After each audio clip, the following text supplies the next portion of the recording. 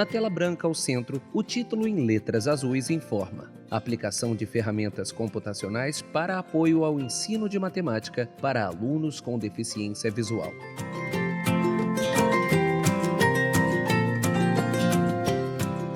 Vamos lá então aprender um pouquinho do LaTeX. A primeira coisa que você precisa ter consciência é que o número de marcações que você pode fazer é bastante grande. E a gente não decora todas as marcações, a gente decora umas 10, no máximo, que são o suficiente para a gente digitar à vontade. E a gente tem que ter do lado um manualzinho dizendo: como é que a gente coloca uma figura? Tem uma marcação lá. Como é que a gente coloca um negrito? Está lá na marcação. Como é que a gente monta pula uma página? Está na marcação lá. Eu vou falar aqui o basicão, aquilo que é essencial para você digitar o seu texto e colocar esse texto sendo trabalhado lá no Mictec. Começamos da seguinte maneira: todo texto, todo documento em LaTeX começa por uma marcação típica, necessária, que é o Document Class. Nessa marcação a gente está dizendo assim: que tipo de texto é esse? Repara que o TeX foi criado para ser utilizado em textos científicos. Então, ele dá suporte direto a relatórios, a artigos científicos e a uma série de coisas. Aqui, o basicão para textos matemáticos é o que a gente chama de article, um artigo. Tá? Ou então, um report. Um report é um relatório. São um pouquinho diferentes, o texto sai um pouquinho mais bonitinho quando é um artigo, sai uma coisa mais esquematizada quando relata, mas em termos gerais é mais ou menos a mesma coisa. Vamos imaginar então um preâmbulo que vai começar com isso aí. Vamos lá, digitamos aí _ document class, em seguida podemos abrir um colchete dizendo o tipo do papel, que é o papel A4, e o número, a fonte básica, que a gente vai fazer uma fonte de 10 pontos. Uma letra mais ou menos pequena, né? Fechamos a chave, fechamos o colchete, abrimos a chave e colocamos aqui o tipo, por exemplo, report ou article, o artigo, o relatório, etc. A gente pode criar, se a gente desejar, outros tipos de texto, por exemplo, textos para uma determinada empresa que tem um cabeçalho padrão. O tipo do documento que a gente está fazendo depende da finalidade. Tá? Já vem, junto com o LaTeX, os principais que são usados na área científica. Em seguida, a gente pode eventualmente agregar pacotes que são utilizados na nossa atividade. Pacote gráfico, mas eu vou pular um pouquinho essa parte porque isso não interessa muito, é o Use Package. Isso para nós nesse momento não interessa. O que interessa é que a gente, quando faz o documento, geralmente a gente quer dizer quem fez o documento e quando foi escrito. Então, documentação do texto. Basicamente é o _ title, _ author e _ date. Por exemplo, _ title, meu primeiro texto. Aí fecha a chave. Autor, abre chave, Antônio Borges, fecha a chave. _ date, aí a gente geralmente utiliza uma palavra-chave, que é o today, hoje. Você abre a chave, escreve _ today, fecha a chave. Tá? Isso é um preâmbulo muito usado, todo mundo faz isso. Tá? Em seguida, o documento em si, que é muito simples. Você coloca _ begin, abre chave, document, início do documento, fecha a chave. Faz o documento, escreve, e no final, _ end, abre chave, documento, fecha a chave. Muito simples. Tem algumas variantes, a gente pode criar um título padrão. Na apostila está explicando lá o make title, por exemplo, que é uma forma de você desenhar. Em seguida, você pode dividir o seu texto em capítulos, em seções, mas para essa explicação básica, a gente não vai falar sobre / chapter, sobre / section, nada disso. Está lá na apostila, se você quiser você lê. Vamos partir direto para o basicão. O que é o basicão? As letras negritas, itálicas e sublinhadas. Porque isso aí 90% das vezes vai resolver. Então, quando a gente quer criar um pedaço de texto todo em negrito, negrito em inglês é boldface, muito simples. Itálico, itálico é text IT. Sublinhado, contrabarra, underline. São 3 marcações que a gente coloca que são muito comuns: o text IT, text BF e o underline. Bom, pulando aqui várias coisas que tem na nossa apostila, que você vai ler com cuidado, direto para as fórmulas matemáticas, e aí a gente encerra a nossa explicação. A fórmula matemática, para quem aprendeu ASCII, ela é muito parecida. Ela é muito parecida. Só que lá no ASCII a gente colocava uma crase, não é verdade? Uma crase no início e uma crase no fim. Aqui não. Aqui a gente coloca um cifrão, um dólar. Tá? Dólar, aí, expressão matemática, outro dólar para fechar. Simples. Então, por exemplo, dólar A asterisco, que é o vezes 2, como no ASCII, tá? E outro dólar para fechar. Você pode botar parênteses, você pode botar colchete, só não pode botar chave, porque a chave é típica do LaTeX. Se você quiser botar uma chave, tem que usar um macetinho. Você tem que colocar contrabarra a chave. Contrabarra chave significa a chave, não o símbolo chave, é o que vai ser impresso, é uma chave.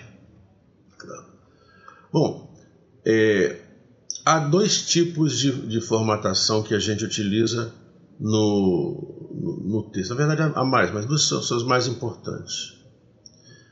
A primeira é o texto corrido. Você vai, coloca o dólar, etc, etc. Outra coisa é o seguinte, é um texto grande, tá?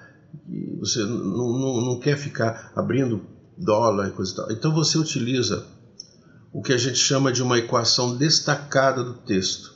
Tá? Você quer criar uma equação destacada do texto, você utiliza contrabarra abre colchete. Em seguida você coloca a expressão contrabarra fecha colchete. Então basicamente essas são as 2 formas. Na apostila está mostrando outros detalhes adicionais, você olha lá com cuidado. É para que você tenha que experimentar. Esse tipo de coisa você tem que fazer. Tem que fazer no Mictec ou em outro editor que você desejar. Tá? Bom, há vários tipos de situação. Você lembra que no ASCII você tinha o sublinhado para descer e o chapeuzinho para subir? Pois é, lá em TeX também é a mesma coisa. Só que quando você vai subir alguma coisa, quando você vai descer alguma coisa, essa coisa que vai ser subida, por exemplo, esse índice ou esse subíndice, eles têm que ser colocados entre chaves. Isso vale para qualquer coisa que suba ou desça. Por exemplo, se tiver um somatório, uma integral, ou se tiver um expoente, um subíndice, o sublinhado, depois abre chave, o que você quer que seja colocado para baixo, e fecha a chave. Um caso particular é o uso das frações. Tá? As frações, elas são representadas de uma maneira bem simples, um pouquinho diferente do que a gente viu em ASCII. As frações, elas são indicadas utilizando uma palavra-chave, que é a frac. Então a gente coloca contrabarra frac, depois abre chave o que vem em cima, fecha a chave, outro abre chave o que vem embaixo. Por exemplo, eu quero fazer a fração A mais 1 dividido por B mais 1, por exemplo. Tá? Então eu coloco contrabarra frac, depois abre chave, A mais 1, fecha a chave. Sem mais nada entre as duas, você coloca outro abre chave e coloca o que vem embaixo. B mais 1, fecha a chave. Repara que é óbvio, eu não preciso falar aqui, mas você já está imaginando que se é uma expressão matemática tem que ter o quê? Tem que ter o bendito cifrão antes e depois. Ok? Amigos, basicamente é isso. Tem vários outros detalhes. Para você aprender tudo de LaTeX demora um certo tempo. Mas é aquilo que eu estou te falando. Não precisa ficar com medo. Você vai fazendo as suas expressões, vai testando e tem um manualzinho do lado. Na internet tem inúmeros manuais, né? Aqui na nossa apostila, tá? Eu estou mostrando apenas aquilo que é essencial. Listas, figuras, mas para você aprender todos os detalhes de LaTeX demora um certo tempo. Tá? Como o nosso objetivo aqui não é que você seja uma pessoa que domine completamente o LaTeX, mas sim você tenha uma boa ideia de como é que a coisa funciona, chega. Quer mais detalhe? Pega uma apostila, vai na internet, tem vários textos falando tutorial de LaTeX. Procure assim, exatamente assim no Google, tutorial de LaTeX. Você vai achar filmes no YouTube, você vai achar textos pequenininhos, né?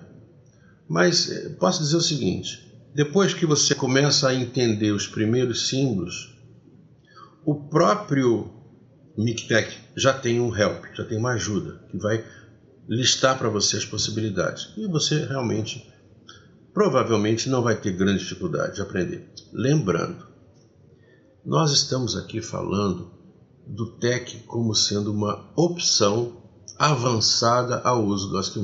Não estou querendo substituir um pelo outro, mas estou dizendo o seguinte, você professor especialmente, ter uma boa ideia de como é que funciona o LaTeX, tá? Vai fazer com que você possa dar uma orientação mais precisa para o seu aluno. Lembrando que para o aluno iniciante é ASCII, ok? Isso aí que a gente já viu com todas as suas características de leitura de tela, etc, etc. Um detalhe final. Nós estamos no momento de transição para as pessoas com deficiência visual. Hoje em dia, os leitores de tela convencionais, o NVDA, o JAWS, o Virtual Vision, eles já sabem interpretar em português o LaTeX, tá? Mas isso ainda é uma coisa meia experimental, não é muito precisa e também não é qualquer versão desses leitores de tela que tem esse tipo de situação. Mas eu acredito que daqui a uns poucos anos isso vai ser comum e corrente, tá? Você botar um texto escrito em LaTeX, o leitor de telas vai ler normalmente, ou escrever em ASCII, o leitor de telas vai ler normalmente interpretando a crase no caso de ASCII, ou o dólar no caso de LaTeX, ou outra convenção qualquer que seja colocada no seu leitor de telas. Por enquanto é precário, então não precisa perder muito seu tempo, mas se quiser entra lá no seu leitor de telas e tenta ler uma expressão em LaTeX e vê o que acontece, né? As versões, por exemplo, do NVDA, eu sei porque já me falaram e já fiz uma experiência com isso, eles estão mais avançados. As versões em inglês do NVDA, o leitor consegue ler melhor. As versões em português ainda são bastante precárias. Ao contrário do que a gente está falando de Sonoramate, que lê com perfeição os textos em português. Outra coisa interessante. Se você entrar no ChatGPT, que é esse sistema de inteligência artificial, e colocar uma expressão em LaTeX e pedir para ele ler esse texto para você em voz, a inteligência artificial vai ler para você muito bem. Ou então para você pedir para ele traduzir em palavras aquele texto escrito em matemática. O ChatGPT traduz muito bem. É uma experiência que você pode fazer se você desejar, tá bom? Sucesso aí para você, experimente. Entre no programa, teste, etc, etc, etc. Tá? Só a prática que leva você até a perfeição.